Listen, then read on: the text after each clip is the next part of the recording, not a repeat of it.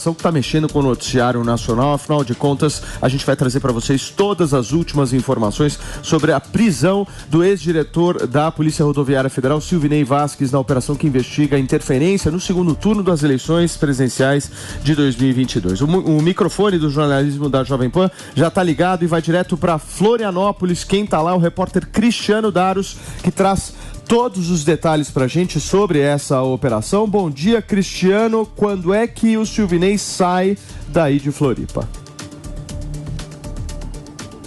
Bom dia, Paulo. Bom dia a quem nos acompanha aqui no Morning Show. Ele acabou de chegar aqui à sede da Polícia Federal, em Florianópolis.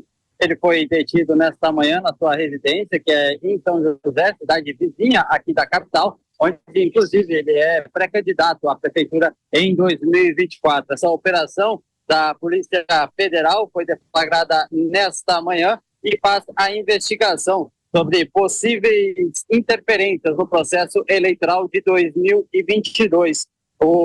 De acordo com a Polícia Federal, ele teria usado recursos humanos para realizar blitz, principalmente na região Nordeste, durante o segundo turno, no dia 30 de outubro. Apenas Silvinei Vasquez foi detido nesta manhã, até porque são realizados outros 10 mandados de busca e apreensão aqui em Santa Catarina, no Rio Grande do Sul, Distrito Federal e também no Rio Grande do Norte. Ao menos 47 agentes da PRF também serão ouvidos durante essa investigação. Assim que terminar os primeiros depoimentos aqui na Polícia Federal de Santa Catarina, a expectativa é que Silvinei Vasquez seja levado para Brasília, onde vai prestar novos esclarecimentos. Paulo. Muito bem, muito obrigado, querido. Vamos sair de Florianópolis e seguir direto para Brasília. Luciana Verdolim já posicionada para trazer bastidores para a gente em relação à repercussão, Lu, aí em Brasília dessa operação. O ministro Flávio Dino já se pronunciou sobre o caso ou ainda não? Oi, Paulo. Bom dia para todos. Olha, por enquanto não. A expectativa é de que Silvinei Vasquez seja ouvido ainda hoje aqui na Polícia Federal de Brasília. Ele vai ficar preso aqui em Brasília e essa investigação gira em torno daquelas denúncias de que a Polícia Rodoviária Federal teria tentado interferir na votação nas eleições, naquele segundo turno, naquele domingo, onde houve a votação em todo o país. Silvinei Vasquez já negou as acusações. Ele foi, inclusive, chamado no dia pelo presidente do TSE, o ministro Alexandre de Moraes, para se explicar por que estava tendo de denúncia aí de eleitores que não estavam conseguindo chegar nos locais de votação, exatamente naqueles locais onde Lula teria tido grande maioria de votos no primeiro turno das eleições. Na época, Silvinei, ele negou todas as acusações e justificou que as ações eram apenas de rotina para evitar transporte ilegal de eleitores. Ele já prestou depoimento à CPMI dos atos do dia 8 de janeiro aqui em Brasília, negou também qualquer tipo de interferência, assim como o ex-ministro da Justiça, Anderson Torres, que ontem também foi questionado sobre o assunto. Só falta a gente entender, Paulo, por que só agora o Supremo Tribunal Federal atendeu ao pedido de prisão de Silvinei Vasquez. Qual que foi a informação, qual denúncia nova, qual a informação nova surgiu para que a prisão acontecesse nesse momento, mais de 6 meses depois da realização das eleições de outubro. Muito bem, Lu, obrigado pelas suas informações. Qualquer novidade, você aciona a gente por aqui, entra ao vivo na programação da Jovem Pan. A Jovem Pan acompanhando de perto essa operação que está movimentando o cenário político nacional. Obrigado, Luciana Verdolim. Turma, bom dia, Antoninha. E aí, meu amor, você tá bem? Meu amor, tudo bem. Certo? Firme, Mano Ferreira, nosso querido Jotinha. Bom dia. São Paulo nunca mais será a mesma. Nunca mais. Brilhante, né? Toda vez que ela chega, São Paulo não é a mesma. Não é. Inclusive, ela tem agenda hoje à tarde na região central, né? Inclusive com um ortopedista. Não, e à noite? À tarde é Cracolândia. Ela tá ruim da coluna, a idade, essas coisas acontecem. E depois ela vai pra Cracolândia contar coisas. É o contrário. Data fruta em operação. Escuta, vamos falar sério aqui. Essa operação, Maninho, podemos dizer que essa prisão tá atrasada há 9 meses ou não? Olha, a gente precisa entender o detalhamento jurídico que motiva a prisão, porque, primeiro, os fatos apurados, né, o que estão sendo apurados, são gravíssimos. Se tiver havido uma tentativa da Polícia Rodoviária Federal de dificultar o acesso de eleitores em zonas onde o presidente Lula tinha mais votos que o presidente Bolsonaro, é uma informação gravíssima, é um uso político da estrutura que deve ser do Estado brasileiro. É um tipo de situação assim que é digna de países ditatoriais. Você usar a máquina da polícia para tentar favorecer ou prejudicar um candidato é uma coisa assim escandalosa. Então os fatos são gravíssimos e entram dentro do contexto maior de apuração de todos os atos golpistas relacionados ao 8 de janeiro. Porque há a hipótese de que esses fatos são peças de um quebra-cabeça mais amplo que fala da interferência da tentativa de manipulação do resultado eleitoral ou da não aceitação do resultado eleitoral. Tudo isso é muito grave. Agora, a gente também precisa ter... não se combate, não se fortalece a democracia saindo dos meios democráticos de atuação.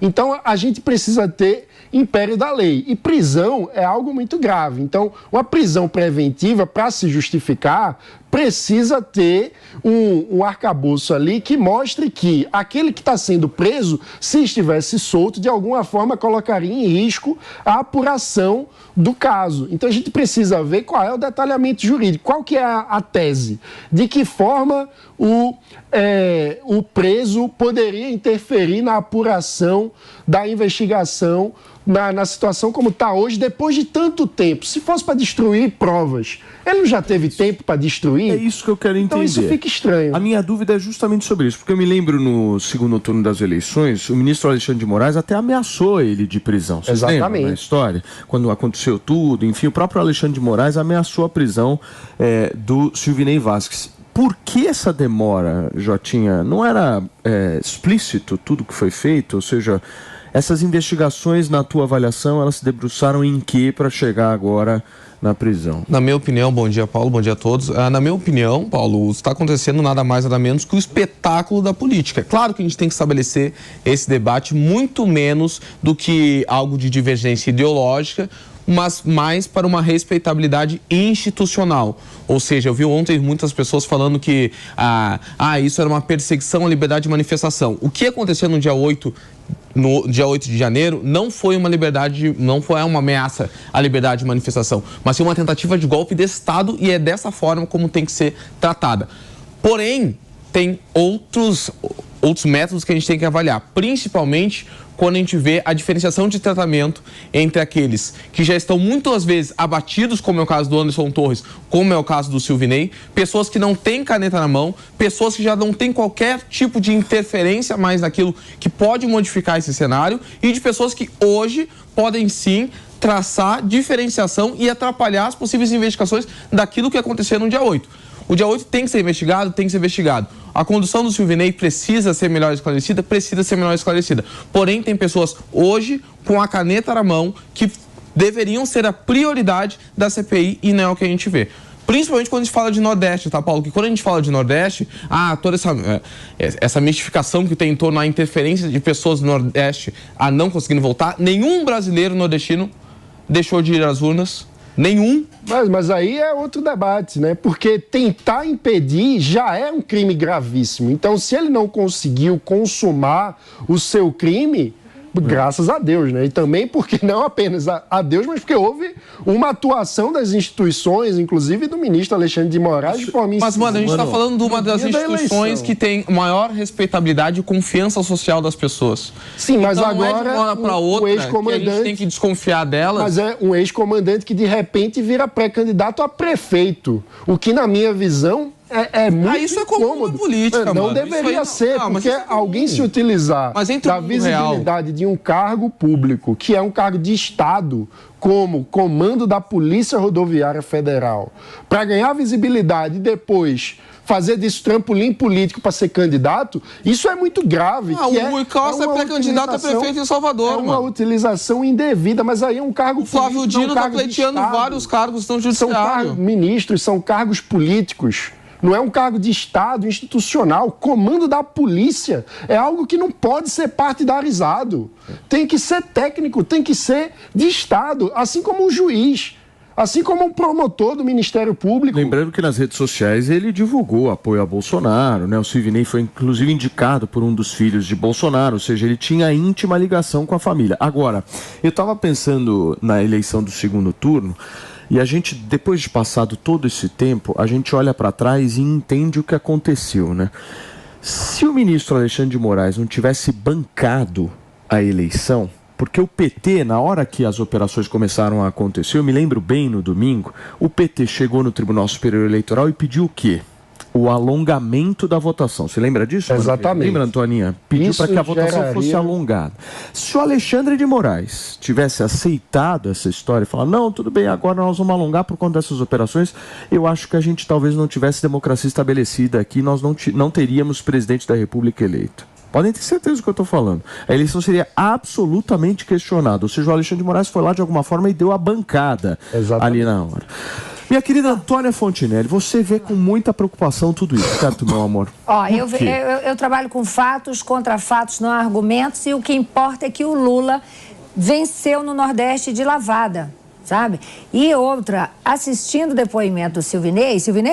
Isso, Silvinei Vasquez. Silvinei, eu achei ele muito seguro, achei ele muito preciso, sabe? Não tinha a cara daqueles outros que foram depor e que eram esculachados pelos parlamentares e ficavam em silêncio. Ai, quero ficar em silêncio. Ou então ficava nervoso nas suas respostas. Não, achei o Silvinei muito preciso.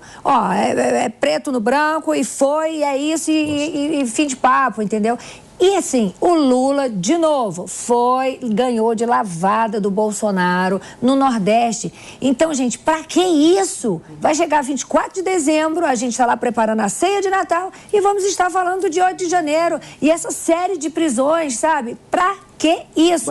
Agora, pro Silvinei, de novo, eu falei, pro Anderson Torres ser preso, pro Sidney ser preso e vários outros, cadê o G. Dias? Que até hoje eu misturo as coisas, mas é para o povo lembrar. Como eu pergunto, cadê o consórcio Nordeste? Então as pessoas vão esquecendo e aí vai fazer. É 2 pesos e 2 medidas. Isso está errado, gente. Mas o porquê a gente precisa apurar isso e, se confirmar das denúncias, punir de forma exemplar o Silvinei, caso ele tenha de fato tentado interferir.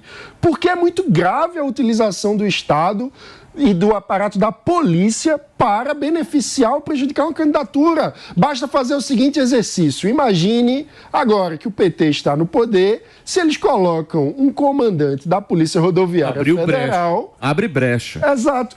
Que declara voto no Lula... Alguém precisa abrir brecha pro PT, para alguma coisa? Não, mas se, obviamente, Antônia, se isso for...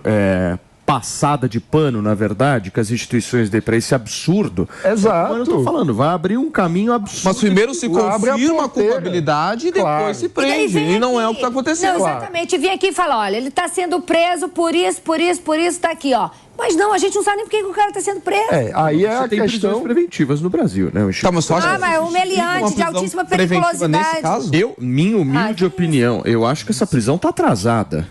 Minha humilde opinião, tá atrasada.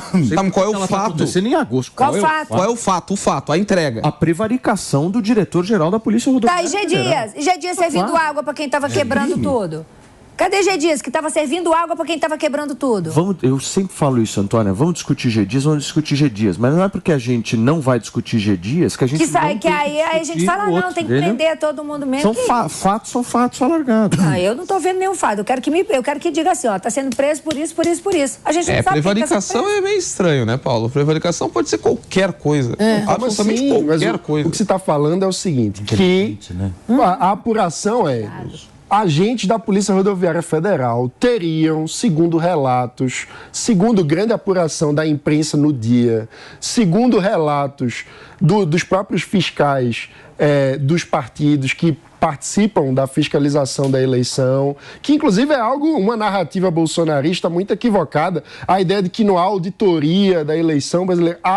Porque todos os partidos têm seus fiscais de urna, fiscal de sessão, que acompanham o andamento da eleição. Todos os partidos, inclusive o PL. E há também os boletins de urna que podem ser checados por todos os partidos. Então, a eleição brasileira tem método de ser auditada, sim, e tem o acompanhamento por parte da pluralidade dos partidos, da extrema esquerda à extrema direita, todos têm fiscais no momento da eleição, agentes que estão lá acompanhando a normalidade. Então, há relatos de que houve tentativa de agentes da Polícia Rodoviária Federal para tumultuar e tentar impedir a chegada de eleitores. São 13 mil policiais, mano. Qual é a possibilidade que dentro desses 13 mil policiais todos fossem adeptos a uma articulação? Me soa isso mesmo. Não fala de todos. Ninguém fala. Tá, mas quais foram os envolvidos? Quantas operações tiveram? Bahia. Foram 700. Na Bahia. A Bahia é o maior lugar onde tem crimes eleitorais, Paulo. É natural que aconteça maior na Bahia.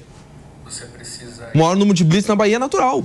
Maior número de crimes eleitorais, maior número de circulação de armas. Não é tudo natural, isso era competência da PRF. O relatório de votos de zonas onde o presidente Bolsonaro e Lula foram mais ou menos votados, chegue para o ministro da Justiça. Não é natural. Existem várias peças que a gente não pode, de forma leviana, dizer que está tudo necessariamente conectado. Mas a gente também não pode, de forma passapanista, fazer de conta que não podem estar conectados. Isso é ceticismo. Podem estar conectados. É desconfiança da forma como as pessoas estão sendo tratadas. É preciso apurar. Você não pode aqui falar comigo de forma passapanista. Gostei de ter, menino. Gostou, Felipe Campos? Aqui não para de chegar informação, gente. Eu já com medo das fontes dele. Nossa, não para, gente. É uma coisa absurda. O povo já acorda já no pique da Globo. No pique da Jovem Pan, garoto. No pique da Jovem Pan. Olha lá, olha lá.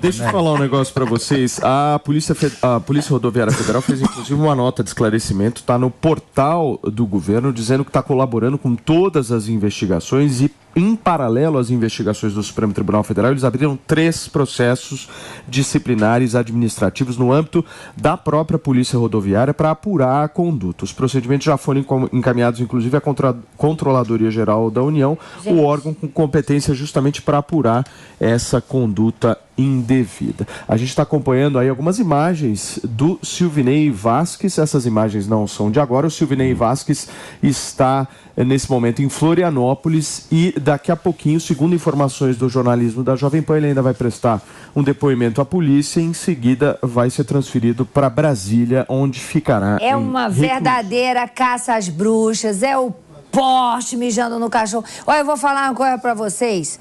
Quando você vê a relatora lá do negócio fazendo as perguntas... Eu vi, inclusive, ela fazendo pergunta pro Silvinei, que era um negócio assim... O Anderson Torres. Não, ela fez pro Silvinei também. Quando o Silvinei foi. Qual é seu currículo? Ele começou a... E o seu, relatora? Então, gente, pelo amor de Deus, o que é isso? O que está acontecendo nesse país? Mas tem que apurar, Antônio. São peças que, justamente, porque o ministro da Justiça recebe um relatório falando onde tem mais votos para um, mais votos para outro. Não tem nada a ver com o trabalho do Ministério da Justiça. Mas isso efetivamente se concluiu nos locais onde foram realizadas blitz ou não? Sim. Ele recebeu o relatório com a votação no Nordeste, especificamente ali na Bahia, e atuou utilizando essas operações para fiscalização. Mas se tu olhares todas as regiões do país além do Nordeste, tu vais perceber que o Nordeste não foi a região com o maior número de blitz. Não, mas eu não estou entendendo. Você está comparando a questão do número de blitz versus regiões, é isso? Isso também. Mas o que isso tem a ver com a questão? Tem a ver porque está todo mundo centralizando o debate no Nordeste. Como se a blitz tivesse sido realizada apenas no Nordeste, porque é onde o Lula tem o maior número de votos.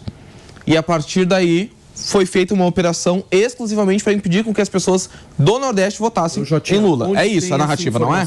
Onde tem essa informação? Porque eu desconheço essa informação. Foi realizada na CPI. Eu vou verificar essa informação. Não, é em todo o Nordeste. São informações que precisam ser apuradas. É preciso ver se há ligação entre um relatório que não deveria chegar para o Ministério da Justiça e chegou e a possível realização de blitz para tentar impedir eleitores de chegarem na zona eleitoral. Isso é muito grave, tem que ser apurado. Isso não quer dizer o fato de essas peças estarem... Foi isso, gente. Foi um ônibus que quebrou, o outro que não sei o quê, e acabou. Foram 2 ônibus. Não foram, não. Vários carros, Antônia, foram parados. Isso aí tem relatos, depoimentos das pessoas, e é exatamente isso que a polícia fez. Mas quantos desses carros não conseguiram ir às urnas, Paulo?